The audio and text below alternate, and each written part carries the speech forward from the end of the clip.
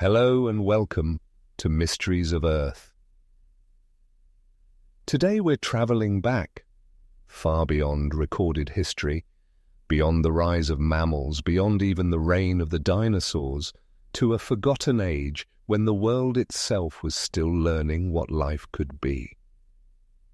Our planet has been home to countless forms of life, each shaped by time, by chance, by the quiet persistence of evolution.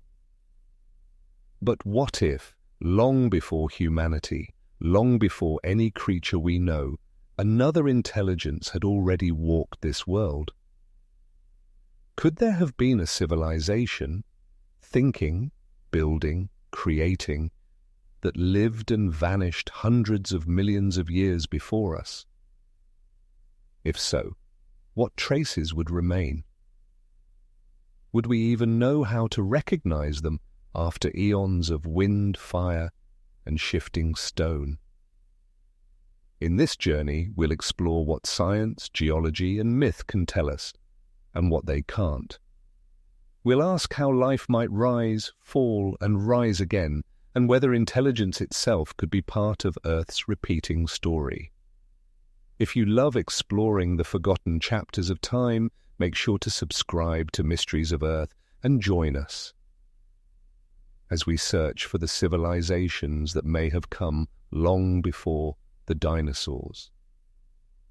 In deep time, nothing is permanent. Everything changes. Everything is erased.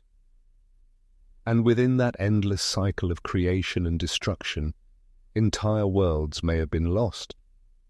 Not just species, not just landscapes, but perhaps civilizations, erased so completely that even their memory has dissolved into stone.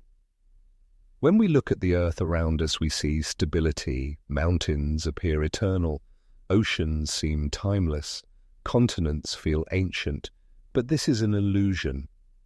The earth we walk upon is not a fixed world. It is a restless one. Over billions of years, continents have drifted, collided, and torn apart. Oceans have opened and closed. Mountains have risen and crumbled into dust. Every surface we stand on is temporary. Every rock, a page rewritten by time itself. To understand how completely the past can vanish, we must first understand what the Earth truly is, a living planet that constantly recycles its own memory. Beneath our feet, the crust moves on vast, slow currents of molten rock. This process, plate tectonics, is both creative and destructive. It builds continents, but it also consumes them. Ocean floors slide back into the mantle, taking with them everything they once held: fossils, sediments, even the scars of impact craters. Over millions of years, the record of an entire world can be swallowed, melted, and reborn as new rock. This means that the surface we see today is not the surface that existed 100 million years ago. It is not even the same surface that existed 50 million years ago. The Earth has erased itself countless times. And in that act of erasure lies a haunting possibility. If a civilization had existed in the distant past, hundreds of millions of years before us, how much evidence would remain? When paleontologists study the fossil record, they are not seeing a complete history of life, but fragments, a story with most of its pages missing. Fossilization is rare.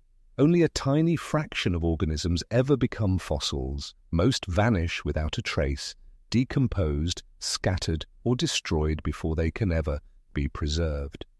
Even among those that are fossilized, many are lost again through erosion, metamorphosis, or subduction. For every fossil we find, there are millions we never will. Now imagine evidence far rarer than bones, the traces of a civilization. Buildings, tools, machines, cities, even for us, made of steel and concrete, these things would not last forever. Within centuries, metal rusts, glass fractures, plastic decays. Within tens of thousands of years, forests reclaim cities, rivers carve through concrete. Within millions of years, continents shift, seas rise and fall, and ice grinds everything to powder. The materials of civilization, even ours, would return to dust long before the next geological era begins. So, if the record of life itself is incomplete, what hope would there be of finding the faint signature of a civilization that might have lived 300 million years ago? The honest answer is almost none. But almost none is not the same as none. Scientists have begun to ask this question in a new way. Not did a civilization exist, but if one had, how could we tell? This idea is known as the Silurian Hypothesis, a thought experiment proposed by astrophysicist Adam Frank and planetary scientist Gavin Schmidt. They wondered, if an industrial civilization had arisen in deep time, perhaps in the Carboniferous period or even earlier, would we be able to detect it today? Their answer was sobering. Over millions of years, all direct evidence would vanish. No ruins, no artifacts, no clear trace. But indirect evidence, subtle chemical fingerprints, might remain. Industrial activity changes the composition of the atmosphere and oceans. It leaves behind isotopic anomalies, synthetic molecules, and unusual patterns of carbon in sediments. In our own age, humans are already leaving such a signature, a geological layer rich in plastic particles, heavy metals, and carbon from fossil fuels. Millions of years from now, these traces will still exist, compressed into stone, a brief chemical flare in the deep record of time. If another civilization once existed, it too might have left behind such anomalies, a faint chemical whisper of technology long gone. But to find it, we would have to look not for bones or tools, but for patterns, unusual shifts in the geochemical record, spikes of carbon or synthetic elements that cannot be explained by natural processes alone. So far, no such evidence has been found. But the question remains open. What makes this mystery so profound is not the likelihood that we will find an ancient civilization, but what the search reveals about time itself. We are accustomed to thinking in human scales, years, decades, millennia. Yet the Earth thinks in millions. In those scales, even mountains move like waves, and entire epochs rise and fall like tides. Civilizations, if they arise, are mere ripples, brief moments before the surface settles again. If we could watch the planet's history unfold like a time lapse, we would see our cities appear and vanish like sparks, erased by wind and water in the blink of an eye. Ice ages would sweep across the continents, grinding the landscape smooth. Volcanoes would bury what remains under layers of basalt. New life would rise in our place, and in 10 million years there might be no sign that we ever existed. This is the true scale of the Earth's memory, vast, merciless, and deeply humbling. It reminds us that permanence is an illusion, that even the greatest human monuments, our cities, our machines, our written words, are temporary guests on a planet that constantly renews itself.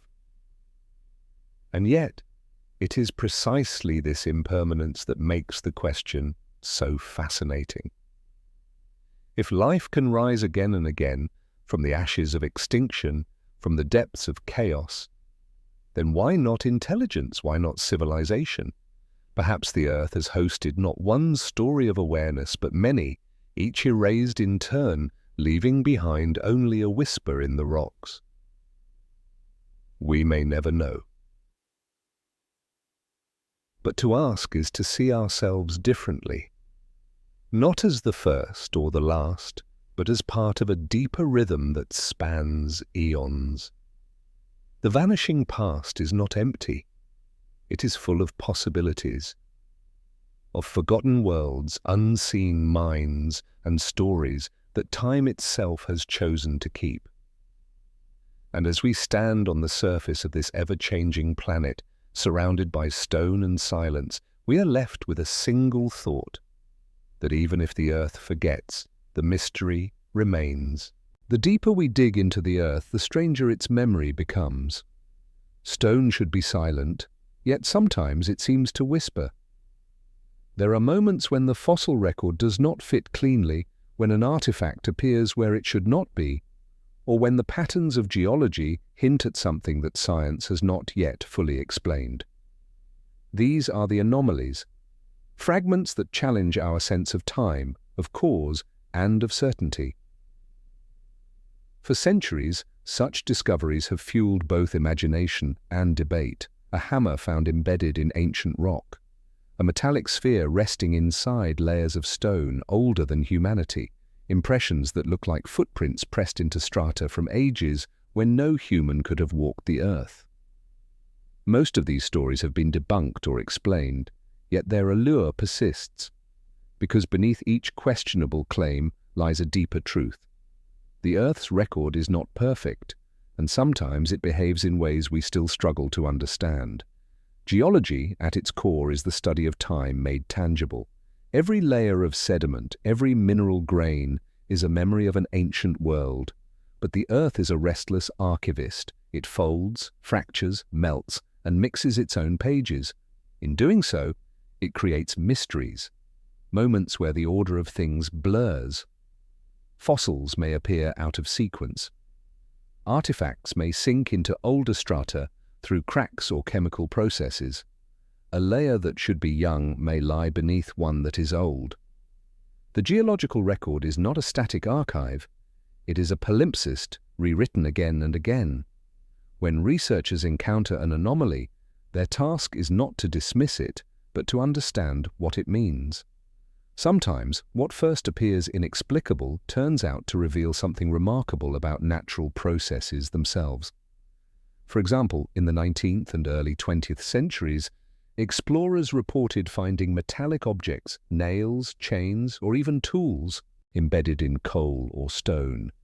The discoveries were sensationalized as evidence of ancient civilizations predating humanity. But later, analyses showed that most were either misinterpreted natural formations or modern objects that had fallen into cracks or veins within the rock. Still, even when an explanation exists, the wonder remains. Because the question these anomalies raise is not simply what is real, but how do we know? Some geological patterns remain genuinely puzzling. The so-called Klerksdorp spheres, for instance, small metallic-looking orbs found in 3-billion-year-old rock in South Africa, continue to intrigue. Some are perfectly round, others grooved with strange symmetry. For decades, they have been cited by fringe theorists as artifacts of unknown origin. Yet most geologists agree they are natural, concretions formed by the slow growth of minerals under immense pressure. What makes them fascinating is not that they are artificial, but that nature, left alone for eons, can sculpt forms so precise that they seem designed. This pattern appears again and again across the planet. Fossilized structures mistaken for machinery turn out to be the remains of ancient microbial mats. Geometric rock patterns resemble walls or foundations, but are products of crystal growth and erosion. Nature's creativity often mirrors our own, not because it imitates us, but because both follow the same mathematical laws of structure and form: fractals, symmetry, repetition. The architecture of matter itself can feel intentional, even when it isn't. And yet, even within the rigor of science, curiosity persists. Some anomalies resist easy classification. Magnetic alignments in ancient rocks that suggest temporary reversals of Earth's magnetic field, long before the mechanisms were understood. Unusual isotopic spikes that hint at rapid environmental change, whose causes remain debated. layers of soot and carbon that may mark cataclysms, or perhaps something else entirely. Each discovery forces us to confront the limits of what the geological record can tell us and what it chooses to conceal. Consider the Silurian Hypothesis once again. If a technological civilization had existed millions of years ago, we would not expect to find skyscrapers or tools. Instead, we might discover subtle chemical traces, anomalous layers of carbon dioxide, plastic-like polymers, or heavy metals in concentrations unnatural for their time. Some of these anomalies do exist. But are they evidence of ancient industry or simply natural cycles of volcanism, asteroid impacts, and extinction? The challenge is that nature can produce the same signals as civilization. What we see in the rocks is not a single story, but overlapping echoes. This is where science meets philosophy. Every anomaly is both a question and a mirror, revealing not only what we know, but how fragile our knowledge is. When we encounter something unexplained, our first instinct is to impose pattern, to imagine intention. We ask, who made this? Why is it here? But sometimes the answer is that no one did, that the pattern itself is the product of deep impersonal forces acting over unimaginable time. And yet, that realization is not disappointing. It is humbling, because it reminds us that the line between nature and intelligence may not be as clear as we think. If the Earth can create structures that mimic design, if it can produce order from chaos through nothing more than physics and chemistry, then perhaps intelligence, our own, is simply another expression of that same creative process. The universe experiments endlessly with form, with pattern, with life. We are one result among many, but not necessarily the first. The anomalies beneath us, whether natural or imagined, serve as a bridge between science and wonder. They remind us that knowledge is not static, that what seems absurd today may be understood tomorrow. The same curiosity that once misread minerals as artifacts also led to genuine discoveries, the fossilization of bacteria, the traces of mass extinctions, the chemical fingerprints of ancient atmospheres. Every error, every mystery becomes part of a deeper pursuit to understand how the Earth keeps its secrets and why it sometimes lets them slip.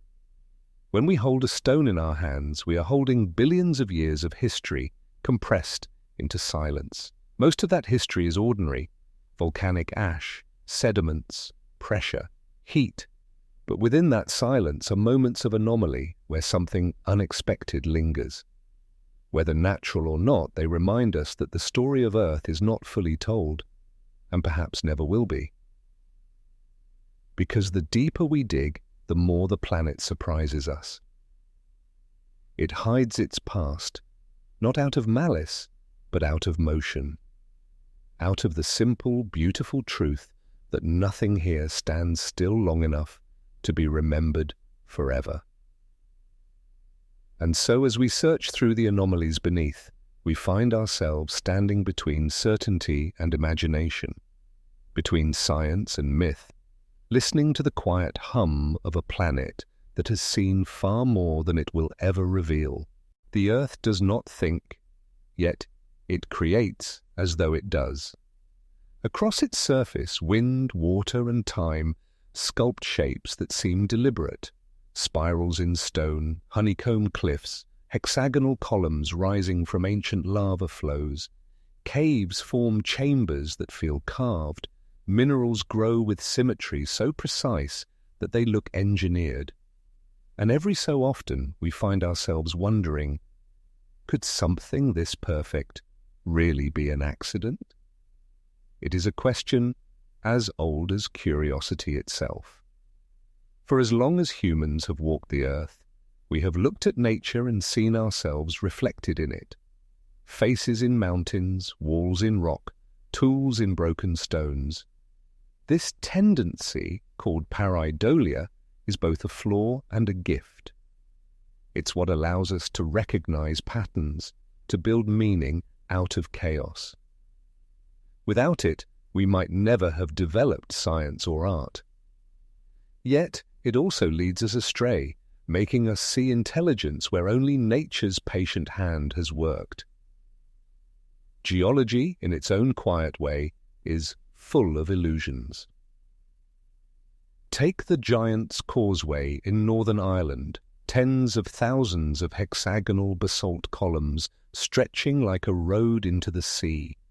At first glance it seems designed as if an ancient civilization once laid stone upon stone with geometric precision.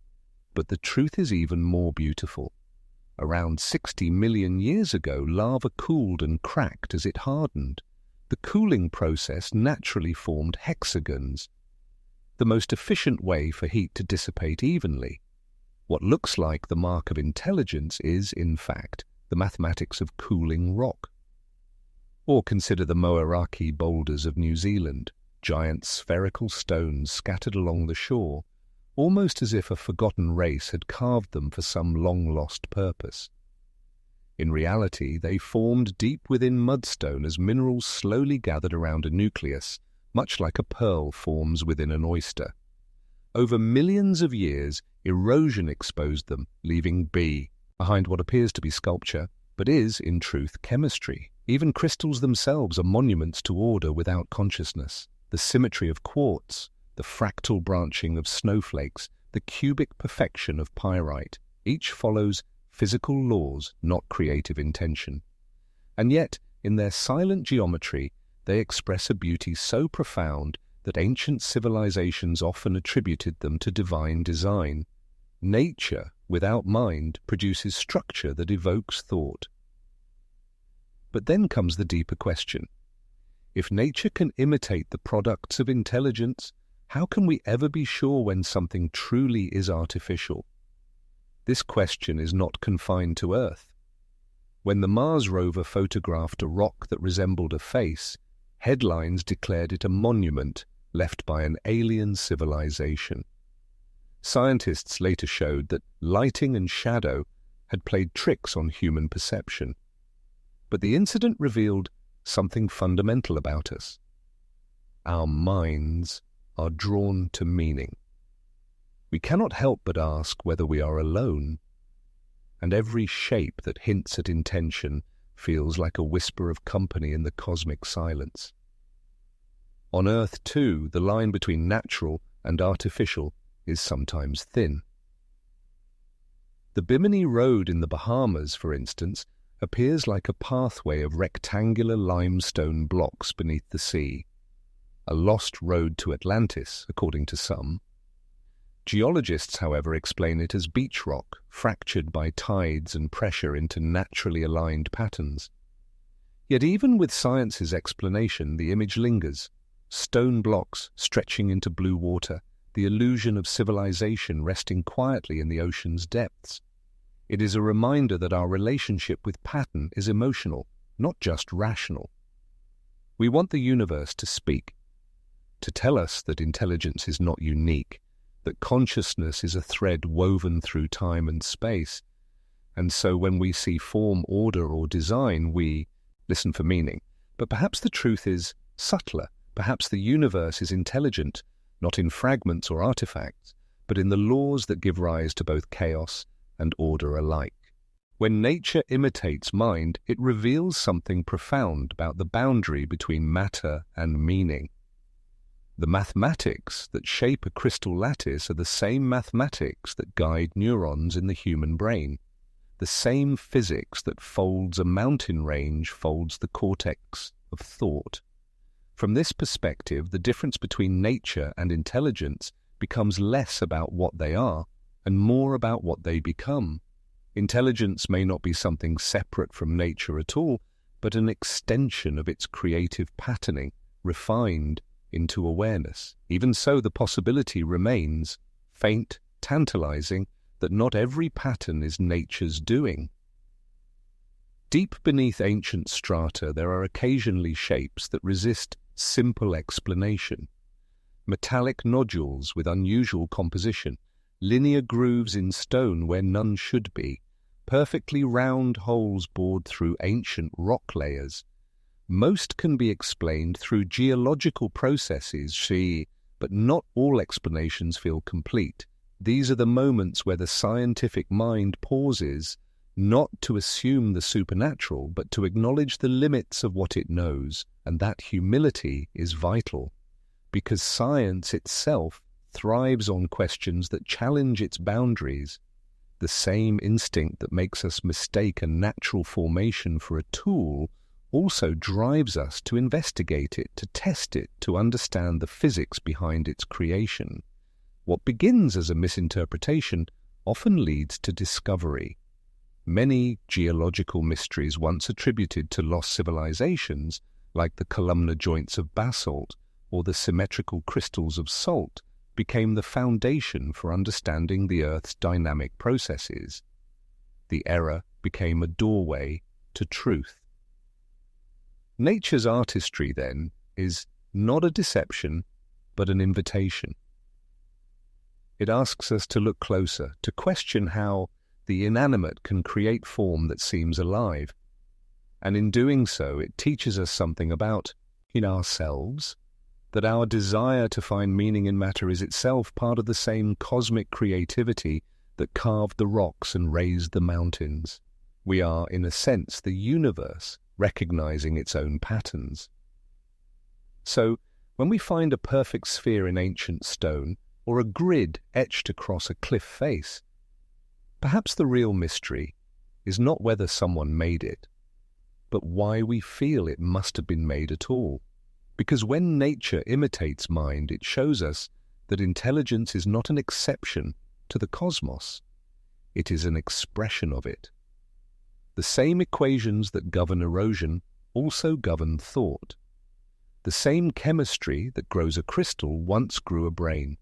Nature's art is not conscious, yet it created consciousness. And so in this quiet paradox, we find the bridge between stone and self, between pattern and perception. The planet shapes without knowing, and we, shaped by it, learn to know.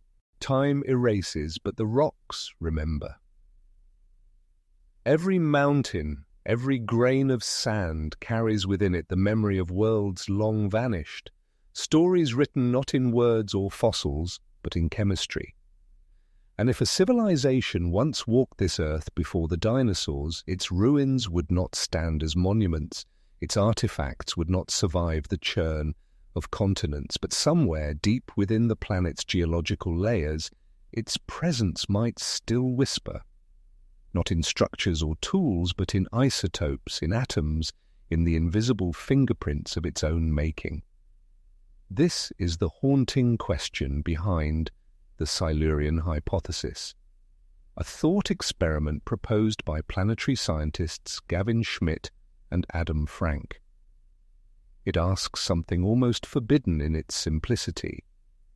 If an industrial civilization had existed millions of years ago, how would we know? Could its traces survive deep time, hidden in the chemistry of ancient stone? To understand this mystery, we must first understand how Earth keeps and loses its memories. Geological time is not kind to surface things. Within a few million years, erosion grinds cities into dust. Within tens of millions, continents drift, oceans open and close, and entire landscapes vanish. Fossils, those rare survivors of deep time, represent only a fraction of all that ever lived. For a technological species, the odds are even worse. Concrete and steel decay, plastic degrades, even nuclear waste eventually disperses. After 100 million years, almost nothing recognizable would remain. But some signatures are more enduring than stone. The Silurian hypothesis suggests that an industrial civilization, any civilization that burns fuel, transforms metals, or alters the environment on a planetary scale, would leave behind chemical traces. Carbon isotopes, for instance, can reveal vast releases of greenhouse gases. Plastic polymers might fragment into particles embedded in sediments. Synthetic compounds, molecules that nature never makes, could become part of the rock record. Even the balance of nitrogen in ancient soils could hint at artificial fertilizers, once spread across a forgotten Earth. When we look back through geological time, we find curious echoes. signals that resemble our own environmental footprint, but from ages unimaginably older. Take the Paleocene-Eocene thermal maximum about 56 million years ago, a brief, violent warming of the planet when global temperatures rose by up to 8 degrees. The oceans acidified, carbon levels spiked, and ecosystems shifted overnight in geological terms. To modern scientists, it looks eerily familiar, like a mirror of our own Anthropocene. But its cause remains uncertain. Was it massive volcanic activity, methane release, or something more mysterious? A cycle of civilization long lost? Mainstream science leans toward natural explanations, as it should. The evidence does not require ancient industry to make sense. Yet the resemblance is unsettling, as if Earth again and again writes the same story with different hands. Geochemistry is our time machine. It lets us read the invisible ink of the planet's past. By studying isotopic ratios, for example, the balance between carbon-12 and carbon-13, scientists can tell when large amounts of fossil carbon were suddenly released into the atmosphere. Such anomalies show up not only in recent centuries, but throughout Earth's history, each marking moments when the planet's systems were pushed far from equilibrium. Usually, these moments align with known natural events, mass extinctions, volcanic traps, asteroid impacts. But if a civilization once existed far before us, these same anomalies might be its only surviving monument. There is something haunting about that possibility, that the greatest traces of intelligence might look identical to nature's own catastrophes. If we were to vanish today, our legacy would be a layer, a thin geochemical scar in the rock record, a spike of carbon and nitrogen, unusual metals like aluminum and rare earth elements, microplastics scattered through ocean sediments, artificial isotopes from nuclear decay. To future geologists, or perhaps to another species millions of years from now, these signs might be all that remains to suggest that something once lived here, something that built and dreamed and changed the atmosphere itself. And perhaps, in the deep past, another civilization left its own layer, a ghost in the stone. Yet the most striking truth of the Silurian hypothesis is not what it claims, but what it reveals about us.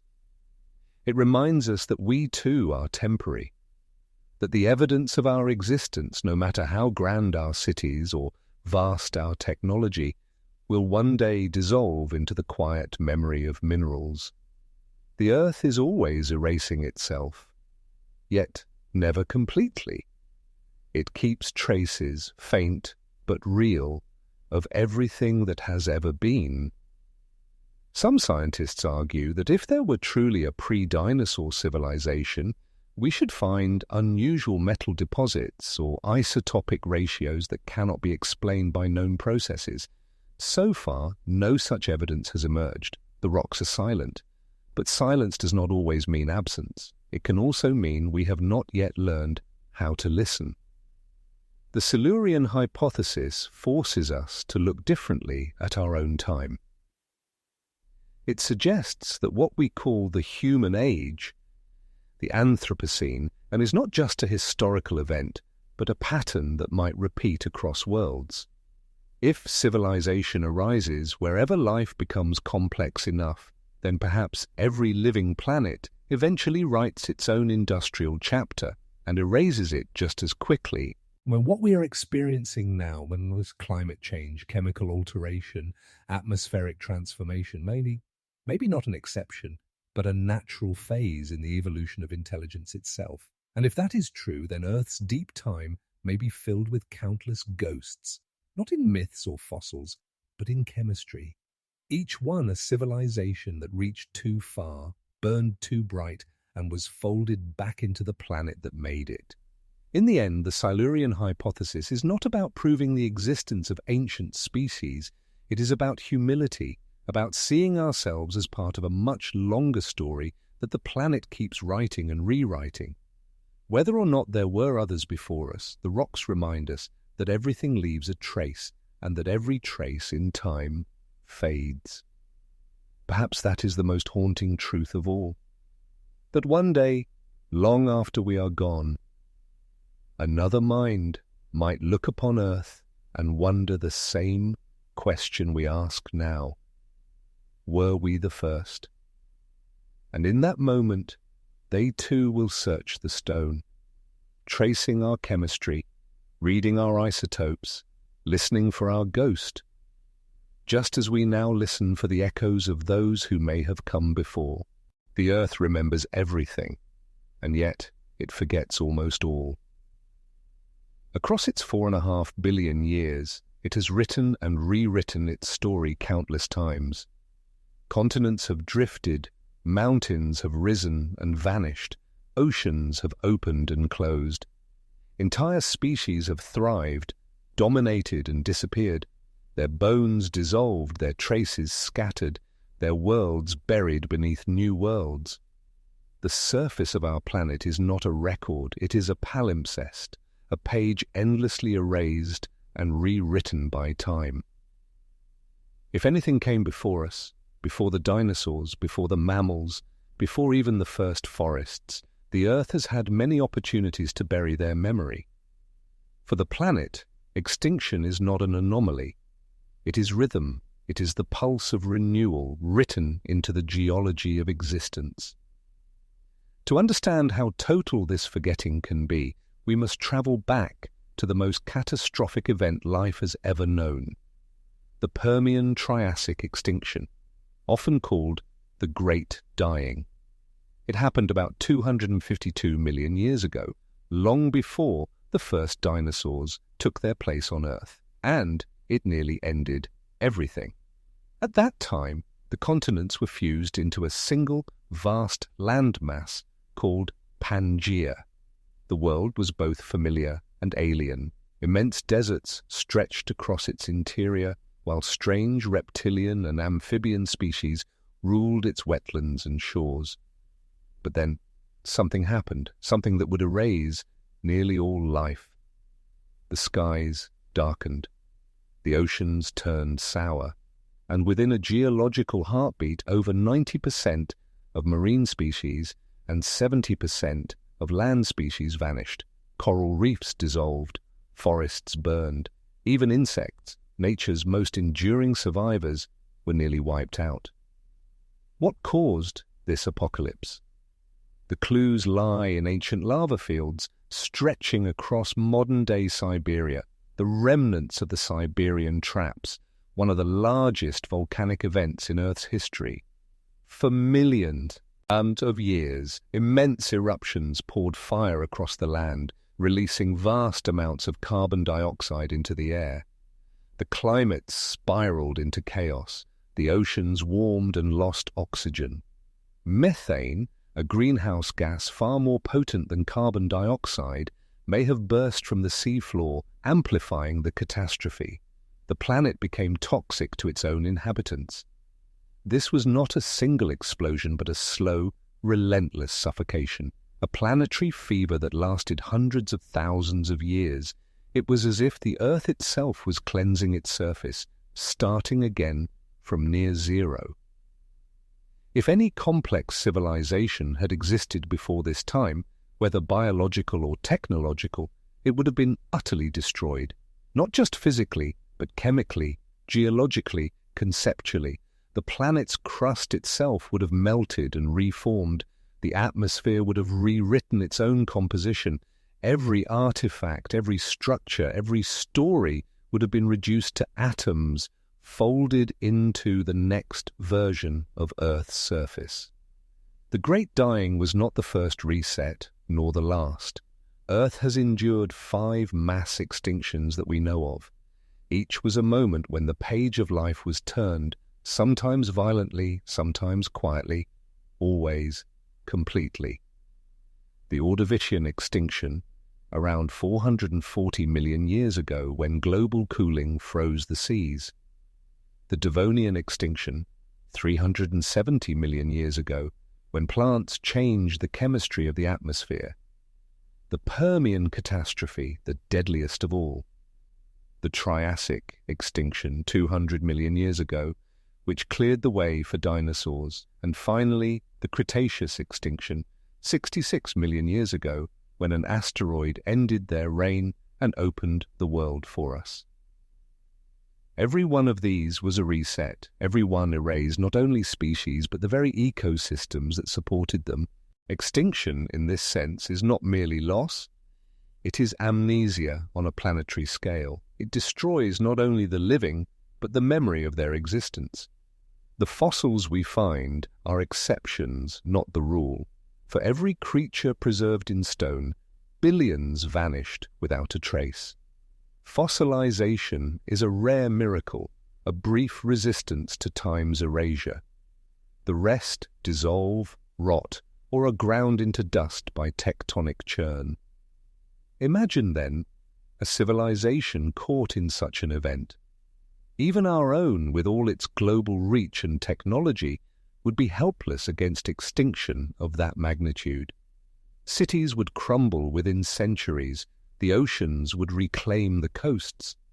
Within a few million years, tectonic movement would swallow continents, and after 100 million years, all that would remain would be chemistry, a faint trace in the isotopes, perhaps a layer of altered rock, nothing that could tell a clear story. The Earth does not preserve civilizations, it consumes them. It melts, buries, and recycles its own history. It builds mountains from the dust of lost worlds and grows forests from the ashes of extinction. What we call deep time is, in truth, a story of constant forgetting, a planet forever renewing itself, and in doing so erasing all that came before. Yet in this endless cycle of destruction, something persists, not memory, but potential. Each extinction clears the stage, and evolution begins again, rewriting the story of life with new actors and new ideas. After the great dying, the survivors, a few hardy species of reptiles, fish, and microbes, gave rise to an entirely new age. From the ashes of annihilation, the dinosaurs emerged. From their end, we emerged. If this pattern holds, then extinction is not the end of life, only the end of one version of it. The Earth does not simply forget, it transforms. It recycles the ingredients of the past into the possible, lighties of the future. And so the question arises, how many times has this cycle played out? How many worlds, how many experiments, how many rises and falls have been lost to deep time? If intelligence is a natural product of evolution, might it have appeared before, only to vanish in one of these resets? If it did, we would never know. The Earth has erased even the memory of its own erasures. To look into the fossil record is to stare into a story with missing pages, billions of years of silence between each line. The rocks tell us of oceans that no longer exist, of forests that turn to stone, of creatures both familiar and alien. But between those layers there is emptiness, gaps where entire worlds may have been written and lost. The Earth that forgets is also the Earth that renews. Every extinction is followed by creation, every erasure by invention. Perhaps that is the planet's truest nature, not preservation, but transformation. It forgets, so that life may learn again.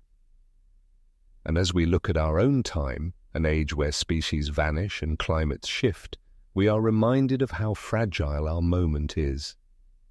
We are part of the same cycle, perched on the same edge that countless worlds have stood upon before. The question is not whether the Earth will remember us, it is whether anything will remain to be remembered. 252 million years ago, the world almost ended. The oceans turned to poison, the skies choked with fire.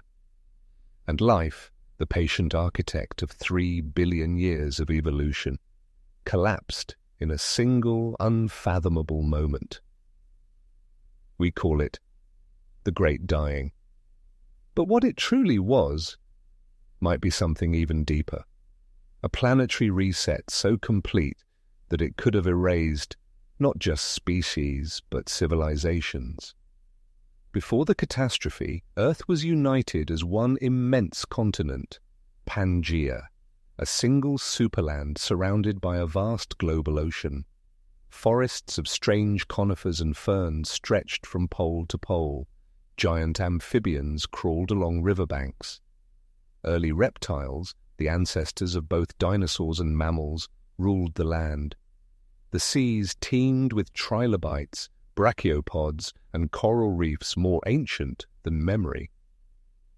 It was a thriving alien world, balanced, complex, and stable. Until, suddenly, it wasn't. Something deep within the earth stirred. Across what is now Siberia, the ground tore open in a cataclysm of fire. For over 1 million years, volcanoes erupted endlessly, spewing oceans of molten rock across millions of square kilometers. The sky filled with smoke and ash. Carbon dioxide flooded the atmosphere. The result was a runaway greenhouse effect unlike anything our planet has ever seen. Temperatures soared, rain turned acidic, oceans absorbed the carbon, becoming toxic and suffocating. The once blue seas turned green, then black. Microbes thrived in this new oxygen-starved world, releasing hydrogen sulfide, a deadly gas that poisoned the air itself. Sunlight dimmed beneath layers of soot and methane haze. The ozone thinned, ultraviolet light burned what little life remained.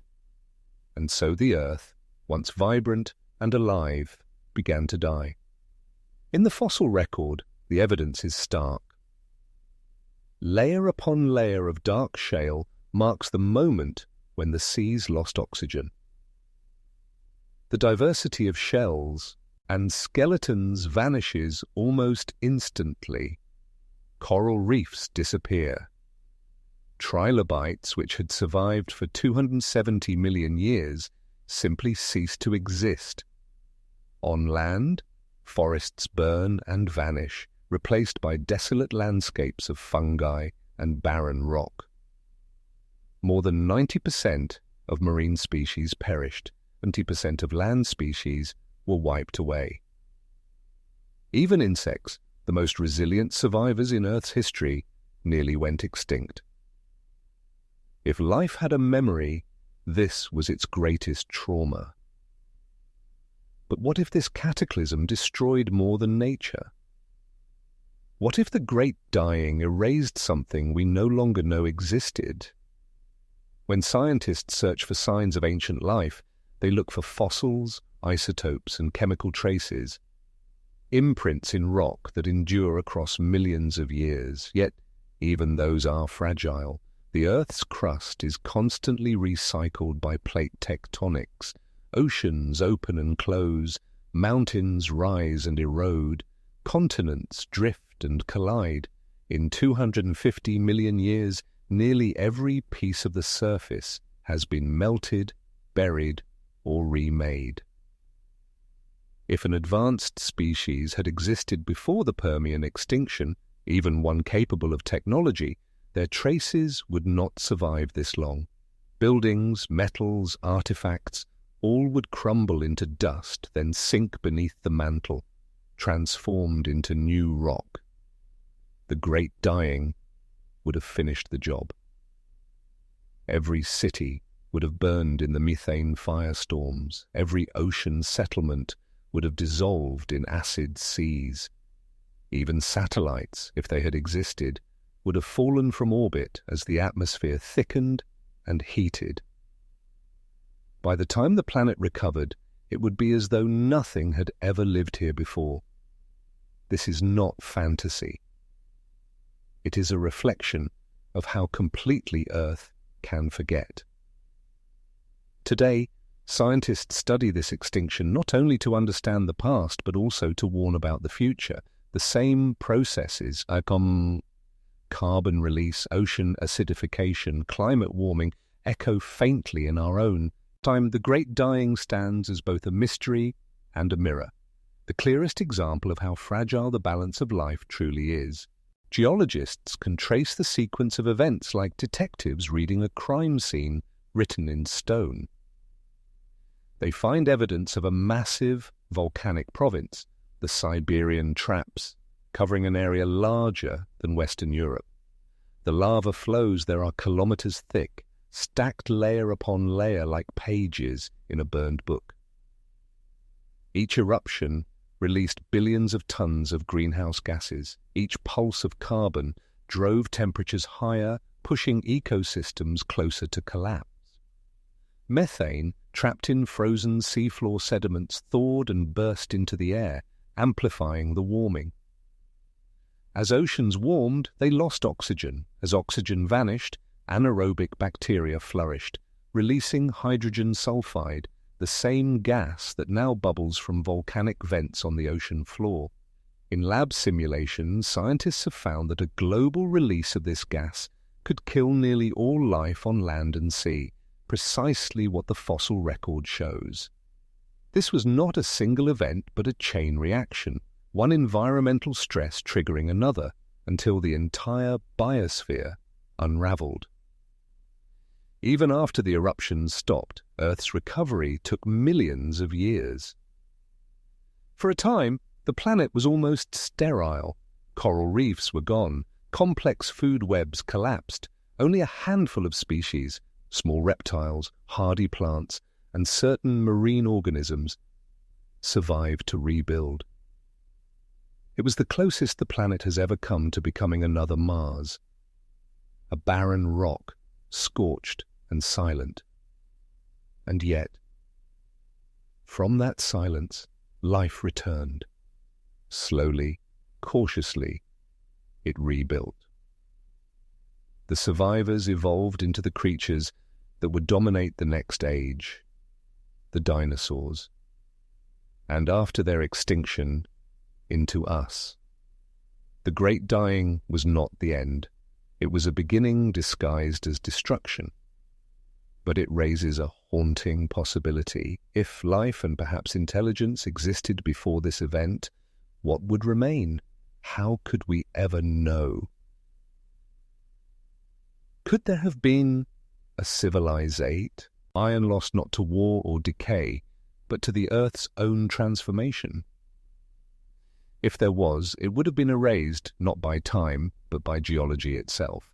The crust we walk on today is not the crust that existed then. The world has been rewritten from the inside out. We would find no ruins, no fossils, no trace of their language or art. Only chemistry, perhaps a thin layer of anomalous elements, a spike of carbon, a whisper of metals that shouldn't be there. But even those would be overwritten by volcanic flows and continental drift. To find such a civilization, we would have to search not for structures, but for patterns. The subtle fingerprints of industry hidden in rocks billions of years old. And yet, even that may be impossible. Maybe the true message of the Great Dying is not that life ends, but that memory does, that the planet itself is capable of cleansing, of erasing, of beginning again. The Great Dying is the closest Earth has ever come to oblivion, a moment when the light of life flickered, nearly went out, and, somehow, against all odds, reignited. It is both humbling and terrifying to realize that our entire story, all of human history, unfolds in the wake of that forgotten rebirth. If another civilization once rose before that time, their world was not simply destroyed, it was unmade. Perhaps the Earth has done this many times before, given birth to life, nurtured it, and then erased it, as if dreaming different versions of itself. Because in the end, the Earth does not remember what it destroys, it only remembers how to begin again. What if intelligence is not a rare accident, but an inevitability, not a single spark in time, but a pattern, one that the Earth returns to again and again, evolution is patient. It waits, it experiments, and perhaps it remembers, not in mind or memory, but in the deep logic of life itself. For most of Earth's history, the planet has been a laboratory of endless invention. It has built wings, eyes and bones more times than we can count. It has filled the seas with creatures of glass, of armor, of light. And through these countless experiments, something remarkable keeps reappearing, the slow, relentless rise of complexity, awareness, and ultimately, intelligence. We like to think of intelligence as a human triumph, but the truth is far older and far broader. Long before us, the blueprint for thought was written into the very chemistry of life. Neurons are just specialized cells that learned how to talk to one another. The simplest creatures, jellyfish, worms, even single-celled organisms, already show signs of memory, decision-making, and cooperation. They move toward food, away from danger, and sometimes they even adapt in ways that look eerily like learning. In this sense, intelligence did not appear suddenly. It emerged, a slow unfolding across deep time. If it could happen once, why not twice or 10 times? Let's go back to a world before dinosaurs, before mammals, to the Permian period, over 260 million years ago. Here a strange group of creatures roamed the continents, the synapsids, our ancient ancestors. Some looked like reptiles, but they were not.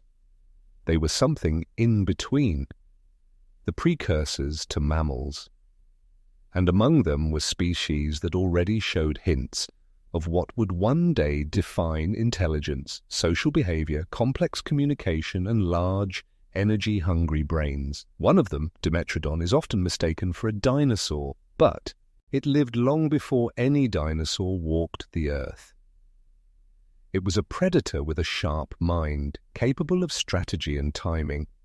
Others, like Thrinaxodon, burrowed, cared for their young, and survived the Great Dying, outlasting nearly everything else alive. If evolution had taken a different turn, if the Permian extinction had not wiped the slate clean, could these synapsids have become something more? Could they have evolved into an intelligent species long before us? It's impossible to know, but the logic of evolution suggests that intelligence is not a singular event. It's an advantage. And given enough time, nature tends to rediscover its advantages. After the Great Dying, the Earth healed and a new lineage rose to power, the dinosaurs. For over 160 million years, they dominated every ecosystem on the planet.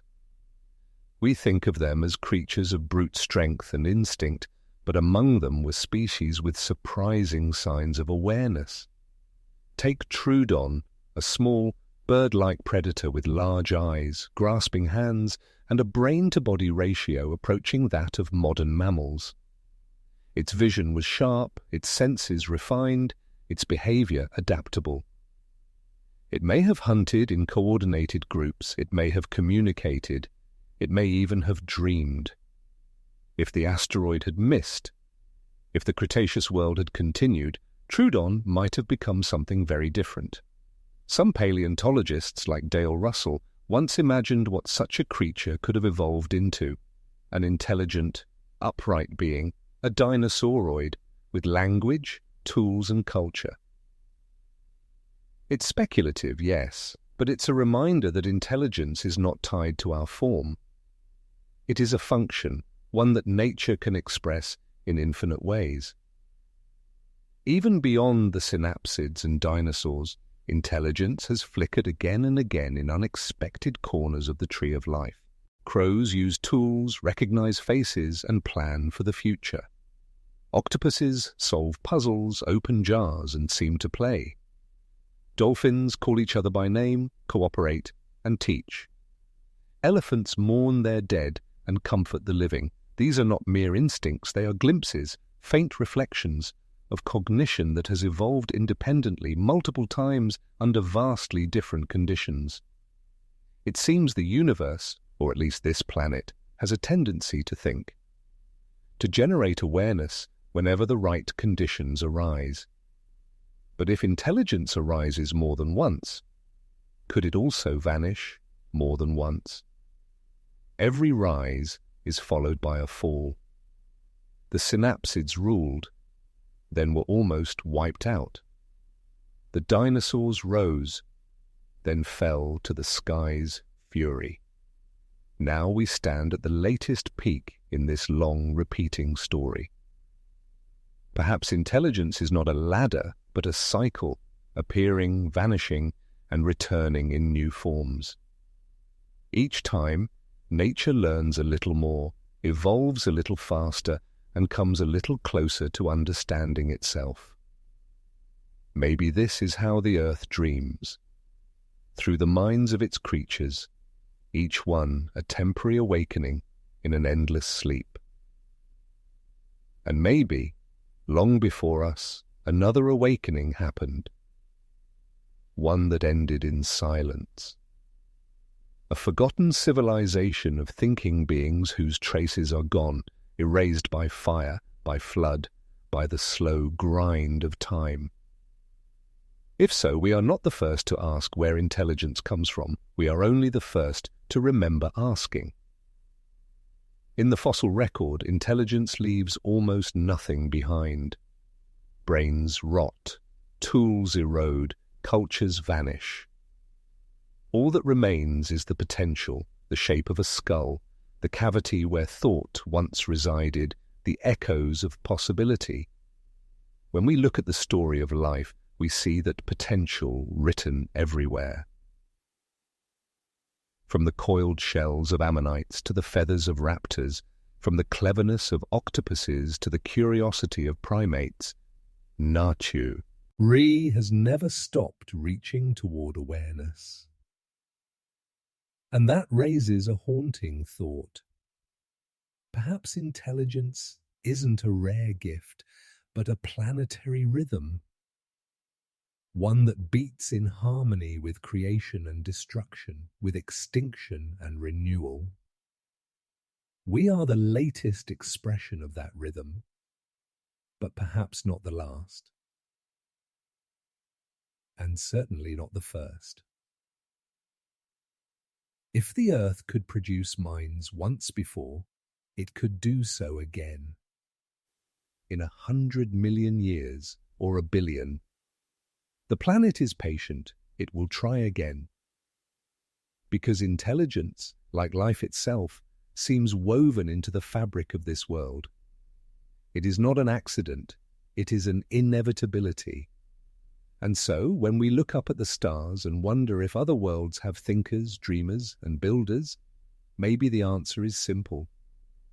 They do, Because the universe remembers how to think. Long before telescopes or timelines, before geology or evolution, humanity looked into the unknown and imagined. Across every ancient civilization, from the deserts of Mesopotamia to the mountains of Peru, one question echoed through time. Has all of this happened before? Myths, in their quiet way, were our first attempts to remember. Stories told around firelight became maps of memory. Not of what was known, but of what was felt, that the world is old, that it changes, and that civilizations rise only to fall again. Perhaps those stories were never just imagination. Perhaps they were whispers, faint, inherited echoes of worlds long forgotten. Every culture on Earth holds a story of a world destroyed. Floods, fires, darkness, ice. Cycles of creation and annihilation that mirror the rhythms of geology and extinction. The Babylonians spoke of the god Ea, who saved humanity from a deluge that wiped away the first cities of men. In Hindu cosmology, the universe is reborn through endless cycles called yugas, golden ages of wisdom followed by dark ages of decay. The Maya told of previous worlds destroyed by fire, by jaguars, by the flood. Even Greek mythology spoke of the ages of man, golden, silver, bronze and iron, each ending in catastrophe. Different places, different times, and yet the same story. The world reborn from ruin. What makes these myths remarkable is not their variety but their consistency. Across oceans and millennia, human cultures that never met imagined the same sequence: a great civilization, a fall, a flood, and a renewal. It's as if humanity carries an ancestral memory of loss, one older than any written record. Could these stories be rooted in real events? Not of forgotten gods, but of forgotten worlds. Science offers one possible explanation: memory encoded through survival. When massive floods ended the last ice age, as glaciers melted and seas rose over 100 meters, countless human settlements would have been swallowed by the rising waters. Imagine standing on a coastline 12,000 years ago. The sea is far away, the land fertile and wide. Then, over generations, the ocean begins to climb. Villages vanish, landscapes drown. Entire cultures are forced to move inland, carrying only their stories with them. Archaeologists have found submerged ruins off the coasts of India, Japan, and the Mediterranean, buried beneath silt and coral. These are not mythical cities like Atlantis, but real, ancient settlements erased by the relentless rising of the sea. To those who lived through it, the flood was not a metaphor, it was history. And history, when passed through memory and myth, becomes legend. But some stories reach far deeper, describing not just floods, but ages before our own. The ancient Hindus spoke of civilizations that lasted millions of years before being swept away by time. In the Popol Vuh of the Maya, humanity is created and destroyed multiple times, each version closer to perfection. Even Plato's tale of Atlantis hints at an older world, one that reached great heights before being swallowed by the sea in a single day and night. To modern ears, these sound like allegories, but when we step back and see them together, they begin to resemble something else, a shared intuition that civilization is not a straight line, but a cycle. This idea aligns uncannily with the logic of Earth itself. Mass extinctions reset ecosystems. Climate swings reshape continents. Why shouldn't intelligence or civilization also come and go? Perhaps ancient mythmakers were not inventing these patterns. Perhaps they were remembering them, not consciously but through a kind of deep time inheritance. Memory, after all, is not limited to the brain. It can live in language, in art, in ritual, passed from one generation to the next until its origin fades. Some scientists call this cultural memory, but others see something more profound, the idea that myths may preserve fragments of real geological or cosmic events, encoded through symbols. For example, the story of Phaethon, the reckless son of the sun god, may echo the memory of a meteor impact that set skies aflame. The Aboriginal Dreamtime stories of Australia describe coastal flooding, with details that match sea-level maps from the end of the Ice Age, tens of thousands of years before written history. In this way, myth is not false. It is compressed truth. A poetic record of the Earth's memory, written in the language of story. And so we return to the question that has haunted this journey. What if there were civilizations before us? Long before recorded history, even before the dinosaurs, erased not just from the surface, but from time itself? Would we remember them? Not through ruins or relics, but through echoes, through instinct, through the mythic imagination that keeps retelling the same ancient story, that the world has been made and unmade before. Perhaps this is why the idea of lost worlds feels so deeply familiar. Atlantis, Lemuria, Hyperborea. We invent names for places we've never seen, and yet they feel like memories. Maybe, in some strange way, they are. Because human imagination itself is ancient, born of a mind shaped by 4 billion years of survival, loss, and renewal. Our myths may be the faint emotional residue of events we did not live through, but that life itself did. When Earth resets, when oceans rise, when species vanish, the story remains, waiting to be told again by the next beings who remember. Today, myth and science stand side by side, two languages describing the same reality from different perspectives. One speaks in data and isotopes, the other in symbols and song. Yet both tell us the same thing. The Earth is older, stranger, and more cyclical than we can easily comprehend. Perhaps the ancients knew this in ways we have forgotten.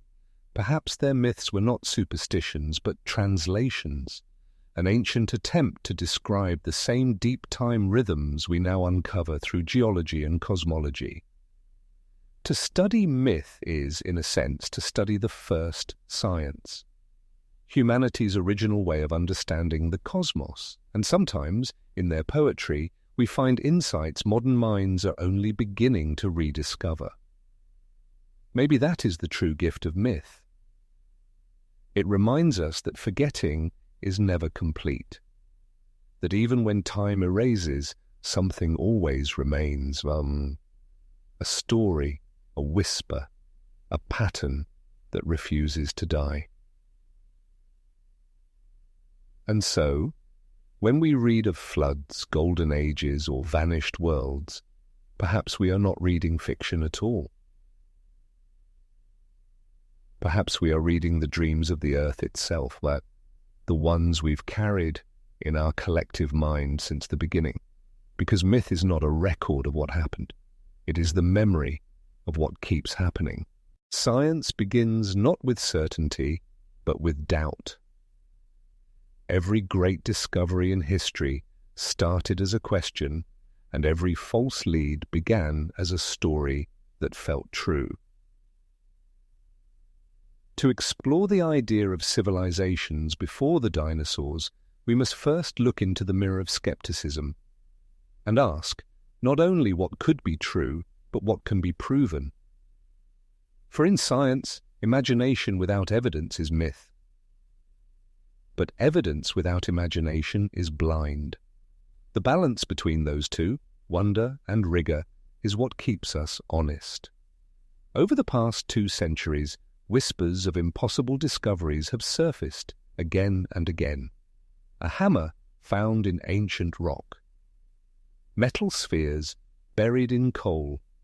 Footprints that seem to cross eons. Each time, headlines claimed history would have to be rewritten, that humans, or something like them, walked the Earth long before the fossil record allowed. And each time, when the dust settled and the rocks were re-examined, the story changed. The hammer was a concretion, a piece of modern iron encased by minerals that formed around it. The spheres were natural pyrite nodules, shaped by chemistry, not machinery. The footprints were erosion marks or misdated impressions from younger layers forced into older strata. Again and again, geology revealed what human imagination had obscured. The Earth is capable of mimicking intention. Nature can produce shapes so precise, so deliberate, that they appear designed, when in fact they are accidents of physics and time. This is why skepticism matters. Not to extinguish curiosity, but to protect it from self-deception. The scientific method is, at its core, an act of humility. It says, I might be wrong. It demands that every claim, no matter how beautiful, how convincing, or how extraordinary, must face the trial of evidence. That is what separates speculation from knowledge. When we search for signs of lost civilizations, we walk a fine line between open-mindedness and fantasy. The universe is stranger than we imagine, yes, but not always in the ways we hope. It's tempting to fill silence with story, to turn absence into mystery. Yet the absence itself is also data. It tells us that the surface of the Earth renews itself, that the rock record is incomplete, that entropy erases faster than we can preserve. Silence, in science, is not failure. It is context. Throughout history, the human desire to find meaning in the unknown has led to both brilliance and folly. When Troy was rediscovered in the 19th century, it vindicated a myth once thought to be pure legend. But when people claimed to find Noah's Ark frozen in ice or ancient machines in coal seams, the evidence dissolved under scrutiny. The difference between revelation and illusion lies not in imagination, but in discipline. Good science doesn't reject mystery. It learns how to question it properly. This is where the skeptic's mirror reflects both ways. Skepticism guards against false hope, but when taken too far, it can also become blindness, a refusal to look beyond the limits of current understanding. Once, the idea that continents drifted across the Earth was dismissed as fantasy. Once the idea of meteor impacts shaping planets was called absurd. Once the idea of microbial life existing elsewhere in the cosmos was considered science fiction. Today, each of those once ridiculed notions stands as fact. So the question isn't whether skepticism is right or wrong, but whether we use it to close our minds or to sharpen our questions. The Silurian Hypothesis, proposed by scientists Adam Frank and Gavin Schmidt, embodies this balance. It doesn't claim ancient civilizations existed. It asks, if they had, would we even know? Their approach was not mystical or conspiratorial. It was scientific curiosity taken to its logical edge. They examined what traces industrial activity might leave in the geological record, changes in carbon isotopes, unusual concentrations of metals, synthetic compounds that could endure for millions of years. Their conclusion was humbling. Even a civilization as advanced as ours might leave almost nothing detectable after tens of millions of years. The planet's crust is too dynamic, its processes too relentless. After 300 million years, even skyscrapers would become dust, and plastic polymers would fragment beyond recognition. This realization reframes the question. The absence of evidence is not proof of non-existence. It is a reminder of how fragile evidence truly is. But this idea that something extraordinary might have lived and vanished before us also attracts exaggeration. Conspiracy, pseudoscience, and sensationalism feed on mystery, twisting it into entertainment. These narratives thrive because they promise forbidden knowledge, the thrill of uncovering what they don't want us to know. Yet real discovery is rarely theatrical. It happens quietly, in data sets and sediment cores, in labs and field notes. and it is often more wondrous than any fiction. A fossilized raindrop tells us the density of ancient air. A thin layer of iridium marks the death of the dinosaurs. Tiny isotopic shifts reveal when oxygen first filled the seas. The truth of Earth's story doesn't need embellishment. It already carries the grandeur of eternity. Skepticism, then, is not the enemy of wonder. It is the lens that keeps wonder in focus. Without it, every shadow becomes a ghost, every stone a relic, every mystery a myth. But with it, the shadows sharpen, and sometimes they reveal something real. When we stand before deep time, imagination and evidence must walk hand in hand. Science tells us how to look, but wonder tells us why. Both are needed if we wish to see the truth. Because the true miracle of science is not that it explains everything, but that it knows how to admit what it does not yet understand. In the end, perhaps skepticism itself is one of humanity's greatest acts of faith. Faith that truth exists, even if it hides, and that patience and honesty can reveal it. To question is not to deny. It is to respect the vastness of what we have yet to learn. The rocks may be silent. But silence is not emptiness. It is the sound of a planet still speaking in the slow language of time, a language we are only beginning to translate. One day, long after the last human breath fades, the earth will still turn. The oceans will still sigh against reshaped continents, and the stars will still shine on a world that has forgotten our name. The question we began with, was there a civilization before the dinosaurs? Slowly becomes another. Will ours endure any longer? In the scale of deep time, permanence is an illusion. Civilizations rise, flourish, and dissolve, not because they fail, but because the earth itself forgets. Every monument, every satellite, every fragment of our story is temporary.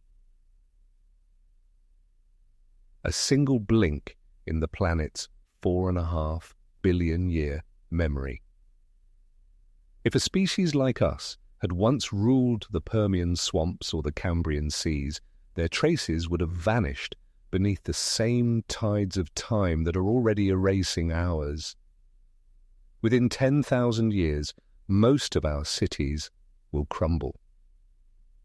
Concrete turns to dust, steel to rust, glass to sand. Within 1 million years, the continents will shift, subduction zones will recycle the crust, and human architecture will sink into oblivion. Even the Great Wall, the pyramids, the cities glittering beneath our modern sky, all will be rewritten by erosion, wind, and water. From the perspective of geology, humanity is not eternal. We are an event. If another intelligence someday walks this earth, whether evolved from what survives us or born anew after ages of silence, what would they find? Perhaps a thin layer of plastic polymers, a faint signal in the chemistry of the rocks. Carbon isotopes altered by our burning of fossil fuels, radioactive fingerprints from nuclear decay. That and little else. No monuments, no languages, no proof of who we were, only the ghost of an industrial age marked by strange elements in the strata. To them it would be a mystery, a brief anomaly in the deep record, a moment when something intelligent flickered into being, changed the climate, and vanished. We, the record keepers of our own history, would become the very mystery we once sought. Scientists call our current age the Anthropocene, the age of humans, a geological term for a species powerful enough to shape the planet itself. But the irony of the Anthropocene is that it might last only as long as we do. Once we are gone, nature will reclaim what was hers. Forests will swallow cities, reefs will rise where skylines once stood, and the air will cleanse itself of our breath. After a few million years, even the Anthropocene layer will blur. Sediment will compress it, volcanoes will cover it, and the slow dance of plate tectonics will fold it inward, burying the memory of us beneath mountains yet to form. It is humbling and strangely beautiful to realize that the earth will heal not by remembering us, but by forgetting. Every civilization believes itself to be the pinnacle of time. We build, we record, we immortalize, as though permanence can be engineered. But the truth is that everything we know, everything we are, exists within a single geological heartbeat. Even our species, Homo sapiens, is young, a mere 300,000 years old. To the Earth, that is less than a second. We live in an age of extraordinary knowledge, but deep time shows us how fragile that knowledge is. Our technologies, our art, our histories, they are not carved into eternity, but written into dust. The fossils we find today are those lucky enough to escape the endless erasure. The rest, the billions of lives that once were, are gone forever. And so, if intelligence did rise before us, we should not expect to find its ruins. For even our own will vanish in the same way. The idea that we could be forgotten feels tragic, but perhaps it is also freeing. Because in that realization lies a kind of cosmic humility, that we are not above nature, but part of its rhythm, a brief, conscious flare in an eternal process of creation and renewal. Every extinction clears space for what comes next. Every loss, every ending is also a beginning, written in another form. If the earth has forgotten others before us, she will one day forget us too, and from that forgetting, something new will arise. Maybe that is the real lesson of deep time, not that civilizations are erased, but that life itself never stops imagining. So, will we be remembered? Maybe not by name, not in monuments, or digital archives, or buried time capsules, but in the atoms that return to the soil, in the elements that rejoin the sea, in the quiet transformation of what we leave behind. Our existence will still echo, woven into the chemistry of the next creation. To future eyes, if eyes there are, our world may seem as ancient and unreachable as those that came before the dinosaurs. And just as we wonder about forgotten civilizations, they may one day wonder about us. The story, then, comes full circle.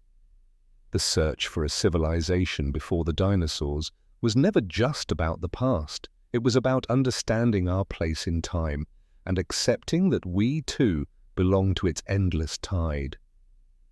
For we are not the first to rise, and we will not be the last to fall. In the silence of deep time, we are the forgotten ones, and yet, for this fleeting moment, we remember, and maybe that is enough.